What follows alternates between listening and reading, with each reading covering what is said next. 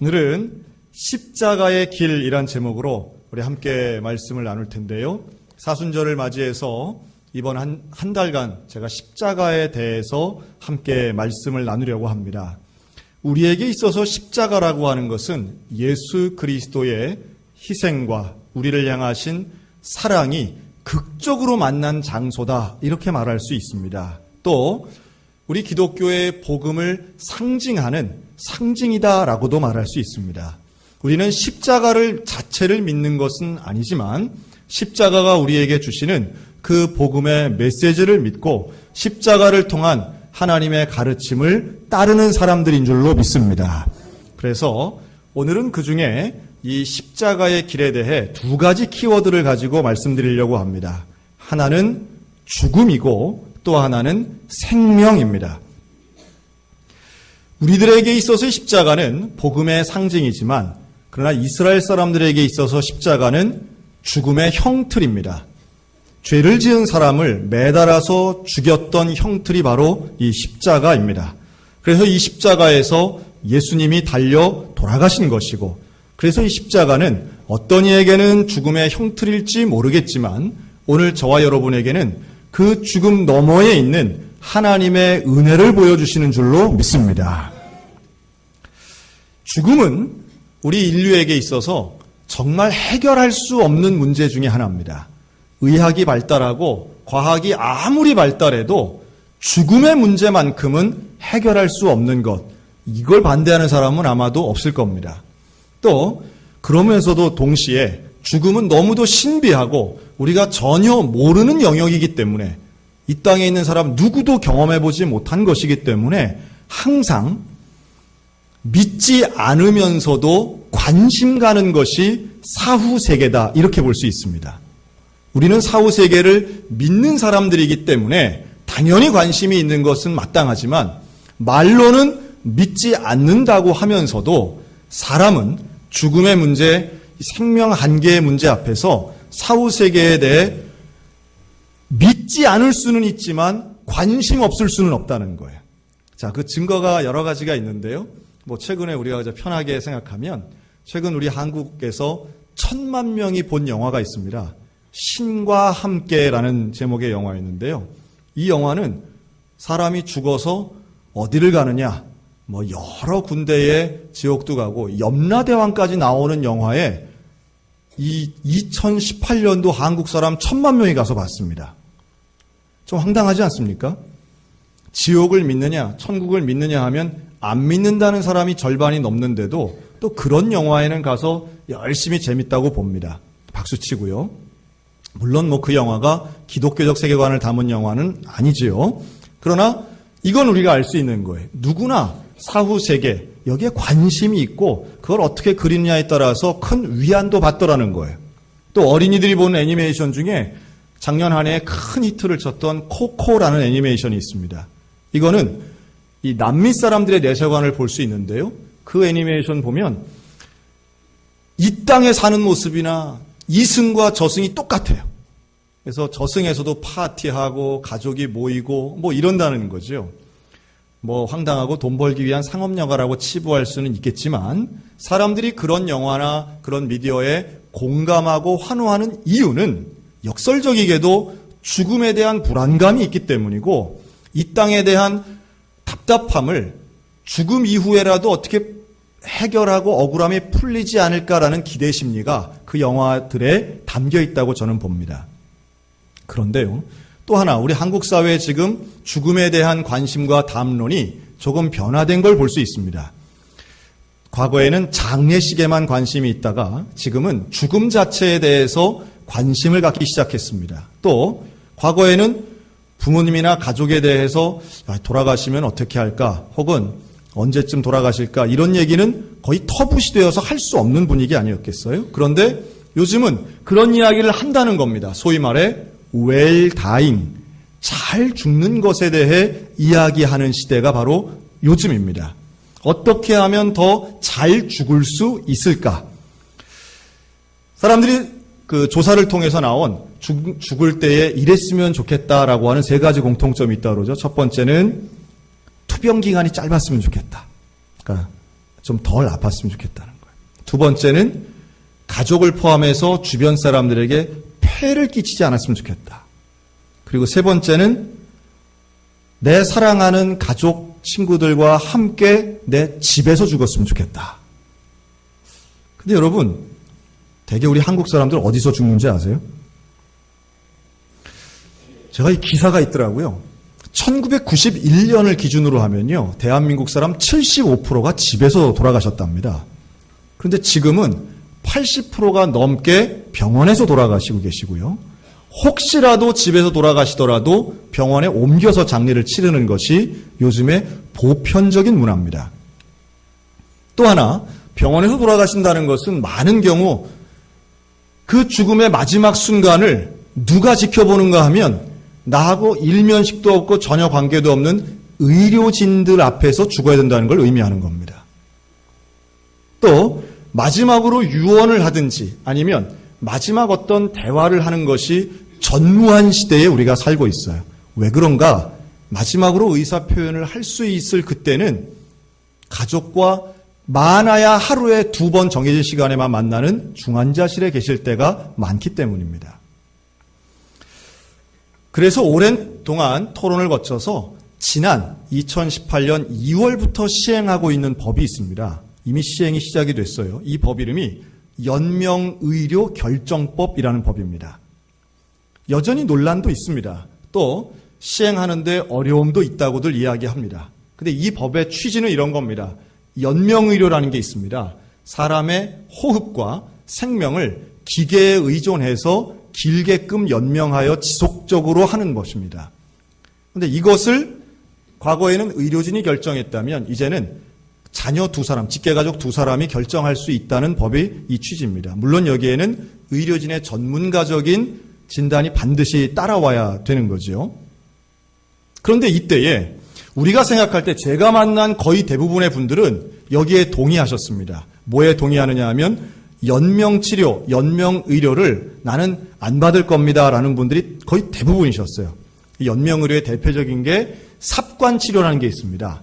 이건 이 입을 통해서 관을 집어넣고 그리로 호흡을 시키거나 아니면 음식물을 투여하는 것인데요. 여기에 대해 제가 어떤 의사분이 그런 얘기 하더라고요. 여러분, 관을 여기다 집어넣는 것은 뭐랑 같으냐 하면 이게 불편할까요? 아니면 손가락 까딱 안 해도 밥이 들어오니까 편리하다 해서 좋을까요? 제가 들은 얘기는 이거예요. 여러분, 우리 밥 먹다가 혹시 생선 가시가 목에 걸려본 적 있으십니까? 그런 비슷한 느낌이라는 겁니다. 너무 아프고 너무 고통스러운데 이 환자는 무력하기 때문에 이걸 스스로 뽑거나 반대하지 못하는 경우가 더 많다는 거예요. 자, 그러면 이쯤 얘기하면 우리는 다 뭐라고 얘기하느냐 하면 난 그런 치료 안 받을 거예요. 대부분 그렇게 말씀합니다. 그런데 이 연명치료에 대해서 본인의 의사가 있었던 분이라 할지라도 반대하는 분이라 할지라도 정말 마지막 순간에 가서는 많은 분들이 나 받을래요? 라고 한다는 거예요. 본인의 의사가 그렇다는 겁니다. 여러분, 왜 그럴까요?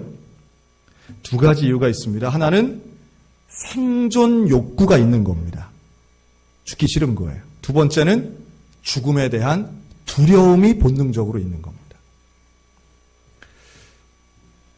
치료가 안 된다는 걸 압니다. 의학적으로 어떤 가능성이 없다는 것도 알면서도 죽음에 대한 두려움만큼은 세상 사람 누구나, 이 땅에 존재하는 사람이라면 누구나 다 가지고 있다는 거예요. 그래서 이러한 연명의료 계획서라든가 아니면 사전 연명의료 의향서라든가 이런 것을 제시할 때에 많은 분들이 그 자체 쓰는 것을 일상생활 속에선 쉽게 쓰는데 병원에 입원해서 진료를 받고 있는 동안엔 손이 떨려 못 쓰시는 분들이 많다는 겁니다. 제가 그런 기사를 오래전부터 보면서 제가 나름 연구하는 게 있습니다. 그러면 이런 걸 누가 말할 수 있을까? 누가 이걸 받아들일 수 있을까? 저는 이게 교회가 해야 할 또 하나의 사명이라고 생각하고 있습니다. 여러분, 죽음에 대해서 무서운 게 당연한 겁니다. 어떤 면에선 죽음을 거부하거나 외면하고 싶은 것이 우리 모두의 마음입니다. 하지만 저와 여러분은 생명의 주관자가 여호와이신 것을 믿습니다. 생명의 시작도 생명의 마지막도 우리 하나님께서 창조하시고 거두어 가시는 것을 믿는 사람들입니다. 더 중요한 것은 우리 믿는 자들에게, 특별히 예수 그리스도를 믿는 자들에게 있어서의 죽음은 멸망이나 소멸이 아니라 끝이나 종말이 아니라 영생복락의 시작인 줄로 믿습니다.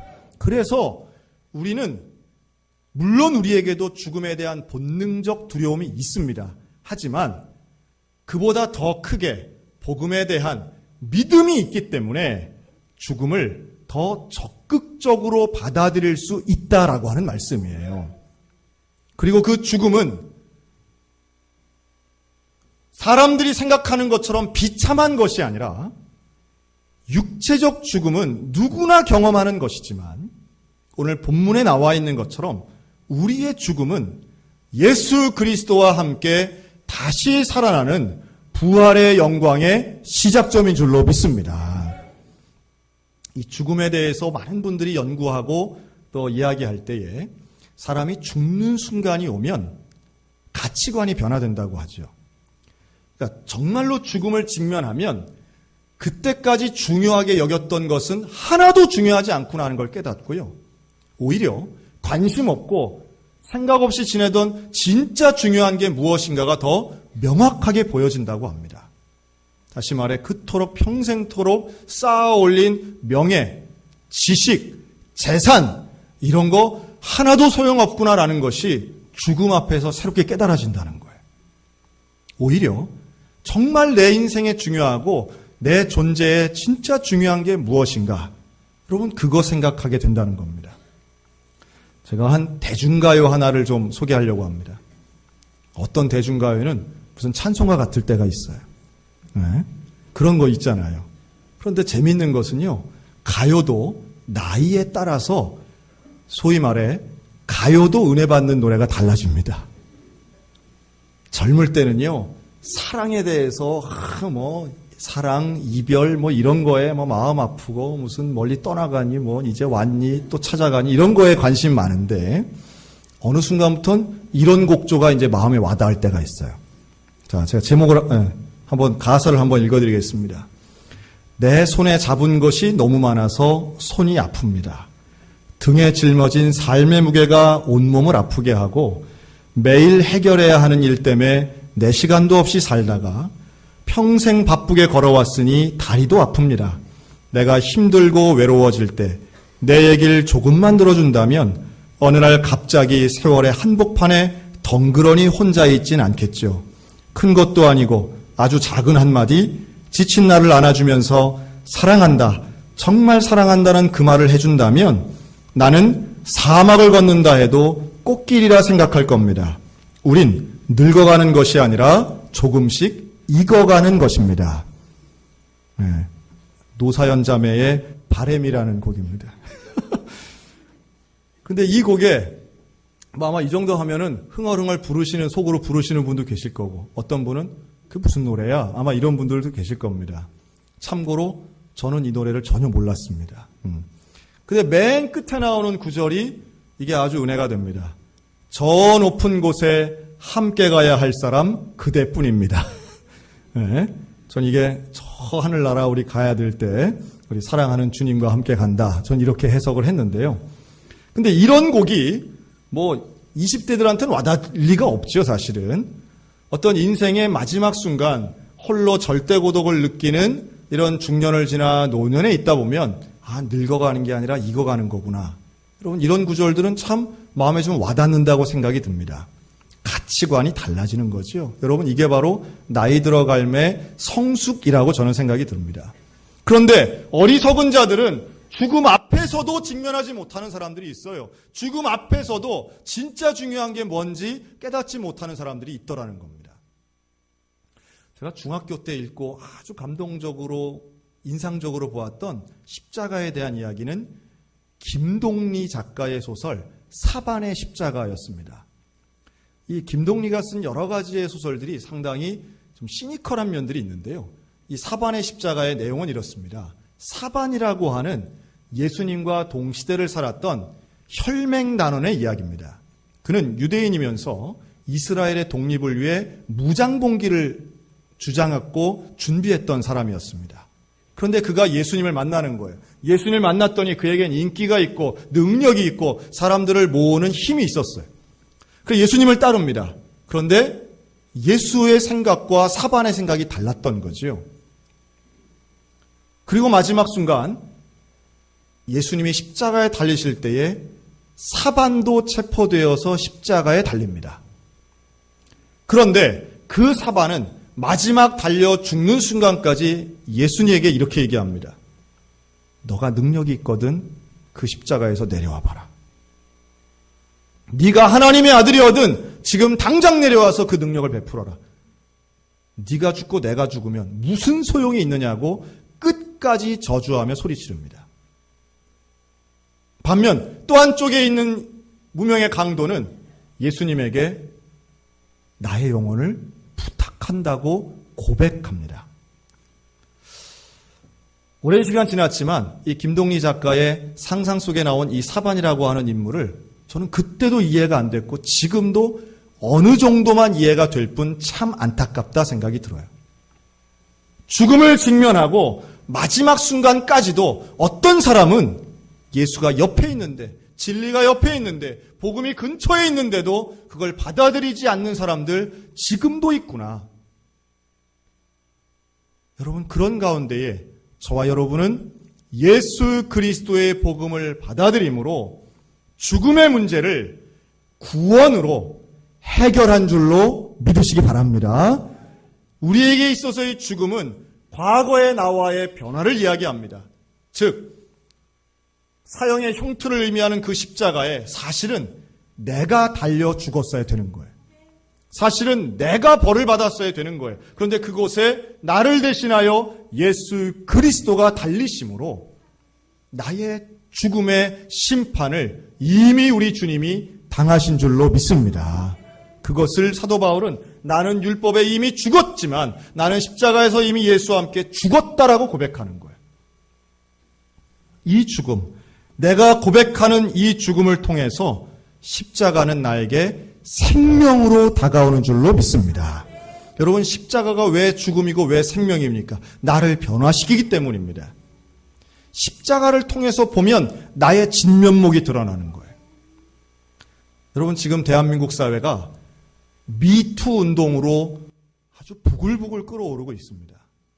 정말 많은 분야에서 대가라고 인정받던 사람들, 유명했던 사람들, 많은 것을 이루어서 인정받던 사람들이 한순간 무너지는 것을 지금 보고 있습니다.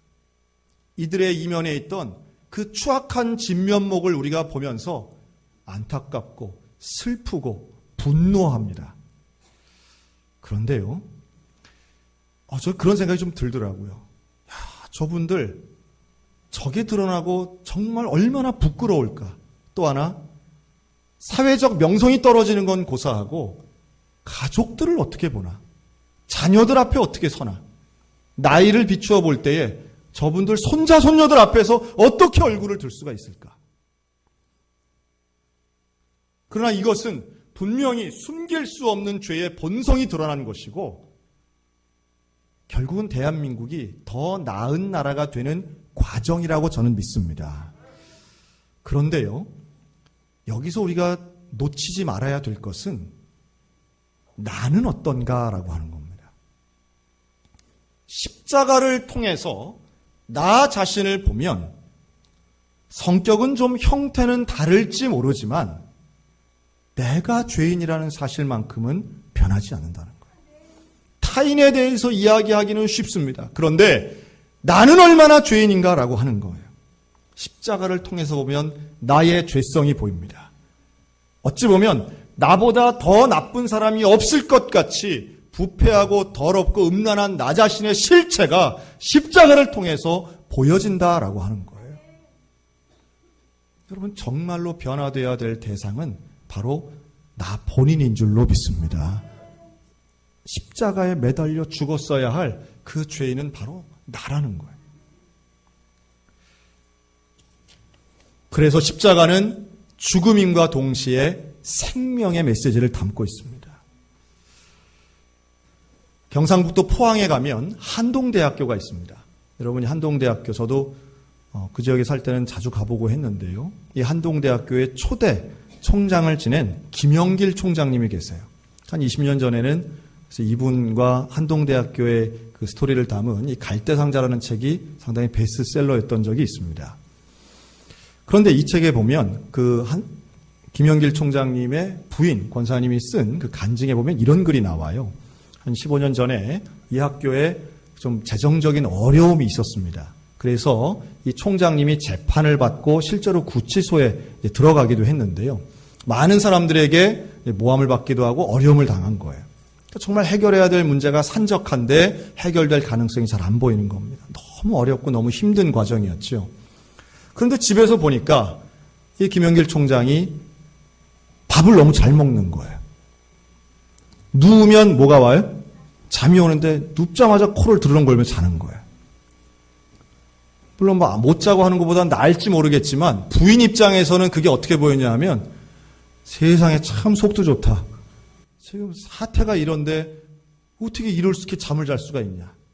그래서 밥을 잘 드시는 이 남편한테 그랬답니다. 지금 밥이 넘어갑니까? 지금 밥이 나도 잠이 안 오는데 당사자인 아니 당신이 어떻게 이렇게 밥도 잘 먹고 난 당신이 이해가 안 됩니다. 그럴 때에 이 김영길 총장이 했던 얘기가 이겁니다. 나는 이미 죽은 사람입니다. 나는 십자가에 이미 못 박혀 죽은 사람입니다. 죽었는데 뭐 당신 죽은 사람이 화내는 거 봤어요? 죽은 사람이 걱정하는 거 봤어요? 라고 말했다는 거예요. 여러분 어찌 보면 아직 내 자아가 죽지 않았기 때문에 내 고집이 아직도 죽지 않고 이 땅에서 어떻게든 살아보려고 연명해 보려고 고집 부리고 욕심내고 하다 보니 십자가에서 죽지 않으니까 우리에겐 여전히 걱정이 있고 근심이 있고 분노가 있고 억울함이 있고 속상한 게 있고 싸워야 될 일이 있다라고 생각이 듭니다. 여러분 우리에게 내가 이미 죽었고 예수로 다시 살아나는 놀라운 역사를 경험하시기를 주님의 이름으로 권면합니다. 나는 죽고 예수로 다시 살아난 그 사람들에게는 특징이 있습니다. 예수님이 걱정하는 걸 걱정하는 거예요. 내 걱정이 아니라 예수가 하는 걱정을 내가 하는 겁니다. 그런데 우리 예수님께는 걱정하는 게 없는 줄로 믿습니다. 우리 주님 앞에는 두려워할 만한 게 없기에 우리는 두렵지 않고 이 땅을 살아갈 수 있는 줄로 믿습니다. 이게 바로 십자가에 달려서 내가 죽고 내가 살아가는 그 놀라운 변화된 사람들의 모습이라고 하는 거예요. 다른 말로 하면 우리는 이제는 전에는 나를 위해 살았지만 이제는 예수를 위해 살아가는 사명의 길 살아가야 될 줄로 믿습니다. 그 사명의 길이 십자가의 길인 것입니다. 그 십자가의 길을 걸어갈 때에 진정한 능력 있는 인생을 살아갈 수 있습니다. 그 능력 있는 인생은 이렇게 말합니다. 우리 인생에 예수님 한 분이면 충분합니다. 예수님 한 분이면 우리의 인생은 가득하고 충만한 것입니다. 예수의 보혈로 우리는 다시 살아난 존재들이기 때문에 그 예수 그리스도와 함께 살아가면 죽음도 두려운 것이 아니라 가난도 두려운 것이 아니고 병도 두려운 것이 아니라 우리가 두려워야 할 건 오직 하나, 예수님과 헤어지는 것만 두려워해야 돼요. 예수님과 함께 있는 이 이상 우리의 삶은 감옥에서도 영광된 삶인 것이고 사람들이 뭐라 하든 간에 우리의 인생은 진짜 인생 시작하게 될 줄로 믿습니다. 그래서 우리 가운데 십자가를 바라보며 부활의 영광에 참여하는 이 하나님의 참된 자녀들 다 되시기를 주님의 이름으로 축원합니다. 진짜 믿음은 무엇일까요? 진짜 믿음은 염려하지 않는 것입니다. 진짜 믿음은 진짜 가치 있는 걸 붙잡는 것인데 그것은 사랑하며 사는 것입니다. 하나님 사랑, 이웃 사랑을 하며 가는 것입니다. 십자가에서 주님이 원하셨던 그 인류를 사랑하고 구원하는 일에 우리가 동참하는 것입니다. 이제 우리에게 남은 것은 사명이고 그 십자가의 길을 주님과 함께 걸어가는 것입니다. 그 길 가운데 우리가 온전히 걸어가기 위해서 제자 훈련도 받는 것이고 하나님 말씀도 공부하는 것이지요. 죽음 앞에서 사람들은 가치관이 바뀌지만 우리는 이미 죽은 자들이기에 우리의 생각은 달라지고 가치관이 달라지고 삶의 방향도 이미 달라진 줄로 믿습니다. 그 예수님과 함께 오늘도 제자답게 걱정과 염려가 아닌 사명과 담대함으로 걸어가는 십자가의 길을 걸어가는 우리 모두가 다 되시기를 주님의 이름으로 축원합니다. 아멘.